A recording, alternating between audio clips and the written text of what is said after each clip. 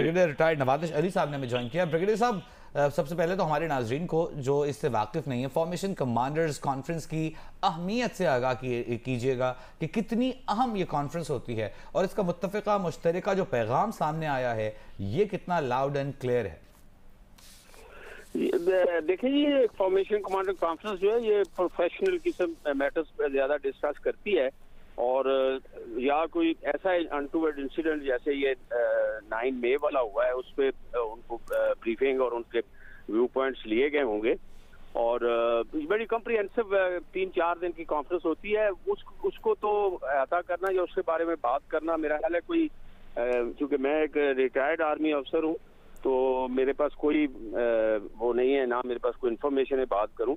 लेकिन ये है कि जो प्रेस रिलीज उन्होंने इस पे दिया है 9 मई पे, उसमें ये है कि वो अपना उन्होंने रिजॉल्व शो किया होगा और उन्होंने कहा होगा कि इस पे जो भी कल्प्रिट्स हैं उनको सजा मिलेगी।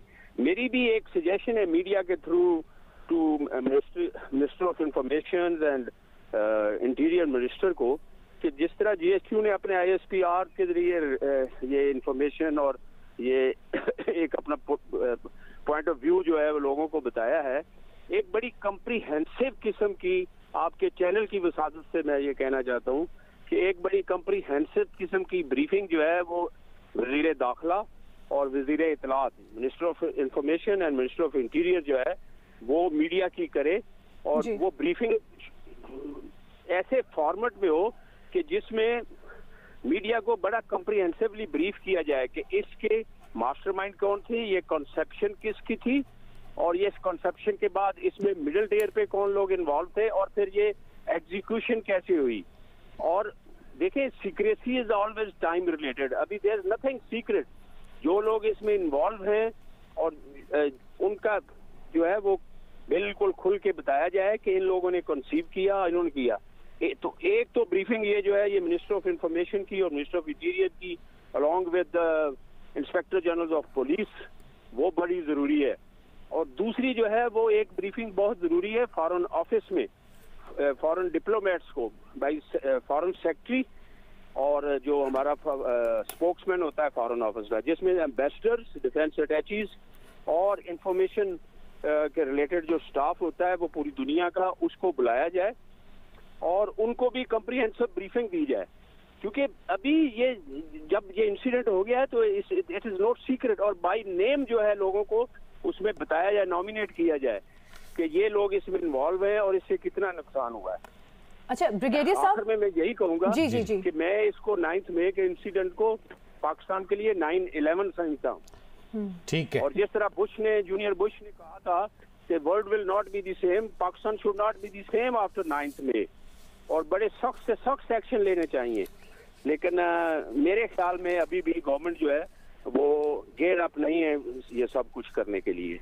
ब्रिगेडियर साहब, जी बिल्कुल हम आपको सुन सकते हैं। 9 मई के बाद हमने देखा कि खास तौर पर सोशल मीडिया पर एक प्रोपेगेंडा या एक नैरेटिव बनाया जा रहा था जिसका तासुर ऐसा मिलता था कि खुदा न खास्ता कोई डिवाइड है जैसे। तो इस कॉन्फ्रेंस को, उसके टाइम को मद्देनजर रखते हुए आप क्या समझते हैं कि वो तासुर मुकम्मल तौर पर अब जाहिल हो जाएगा? मैं आपकी बात समझा नहीं, कौन सा तासुर जाहिल हो जाएगा?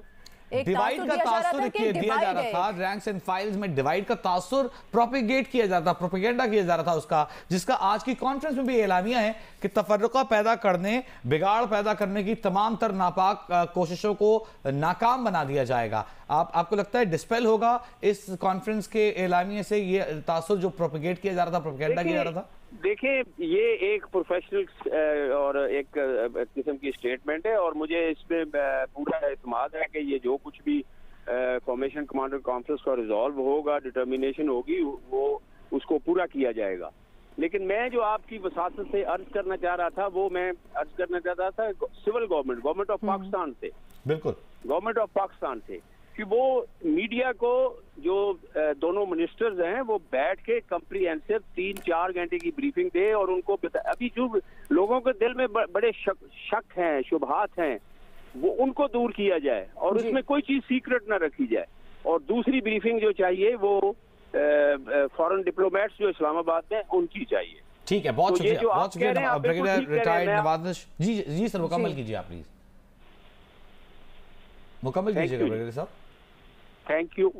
ठीक है, बहुत शुक्रिया आपका ब्रिगेडियर साहब हमारे साथ मौजूद थे। और ये अहम खबर हमारे पास है, और अहम खबर ये है कि एक फॉर्मेशन कमांडर्स कॉन्फ्रेंस मुनक़िद हुई army chief general Syed Asim Munir की ज़ेर सदारत। इसमें हमने जिस तरह के आपको बताया कि तमाम core commanders, principal staff officer और तमाम फॉर्मेशन कमांडर्स ने शिरकत की। इस अहम कॉन्फ्रेंस में जिन वाक़यात 9 मई को जो सानिहा पेश आए, जो अफसोसनाक वाक़यात पेश आए, उनकी भरपूर मजम्मत की गई, सख्त तरीन अल्फाज में फारूक हमारे साथ मौजूद हैं। मुनीब, आपने ब्रिगेडियर साहब की बात सुनी होगी, उनकी गुफ्तगू सुनी हुई होगी। आप क्या समझते हैं, क्या वाकई बहुत ज़्यादा ज़रूरी है लोगों के जहन में जो भी शकूक व शुबहात हैं उन्हें क्लियर करने के लिए, या कोई भी चीज़ सीक्रेट ना हो, कि एक बड़ी जिम्मेदारी आयद होती है अब ministry of information, ministry of interior पर भी, कि वो आए और लोगों को ब्रीफ करें इस हवाले से, हर एक चीज क्रिस्टल क्लियर सामने रखी जाए आवाम के? देखिए, मैं पहले भी यही अर्ज कर रहा था कि जितनी मर्जी बड़ी स्मोक स्क्रीन क्रिएट कर दी जाए, अगर नाकाबिले तरदीद शवाहिद मौजूद होंगे और फिर आपने लोगों को एजुकेट करना है, लोगों को बताना है कि 9 मई को हुआ क्या, और अगर इसको बहसियत रियासत हम 9/11 से इक्वेट कर रहे हैं तो फिर पूरी दुनिया को भी बताना पड़ेगा कि हमारे साथ 9 मई को क्या हुआ, और जो हुआ वो हमारे मुल्क के लिए, हमारे मुल्क के अंदर एक बदतरीन मिसाल के तौर पर जाना जाता है और जाना जाएगा। मैं दोबारा कहूंगा कि इस सारे अमल के दौरान बहसियत एक कानून के तालिब इल्म के वही अर्ज करूंगा कि जो आइन और कानून का की पासदारी है उसे मुकम्मल लाया जाए, उसको बिल्कुल इन कॉन्टेक्स्ट रखा जाए। कोई भी हमारे मुल्क के अंदर ये जो इम्प्रेशन क्रिएट किया जा रहा है कि खुदा न खास्ता कोई ऐसा कानून जो कि हमारे मुल्क में एग्जिस्ट नहीं करता था और अब इनकॉर्पोरेट किया जा रहा है, ऐसा कुछ भी नहीं है। जितने चाहे वो ऑफिशियल सीक्रेट एक्ट हो या पाकिस्तान आर्मी एक्ट हो, ये स्टैट्यूटरी लॉज हैं और हमारे मुल्क की रूल बुक के अंदर एग्जिस्ट करते हैं। इनके तहत कार्रवाई अगर की जाए तो बाकायदा तौर पर लोगों को और पाकिस्तान में रहने वाले और पाकिस्तान से बाहर रहने वाले लोगों को बताया जाए कि जिन लोगों ने ये इस मज़मूम मकसद के अंदर, इस काम के अंदर अपना हिस्सा डाला, ये वक्त है कि उन लोगों के खिलाफ। ठीक है मुनीब, हमारे साथ ही मौजूद रहेगा।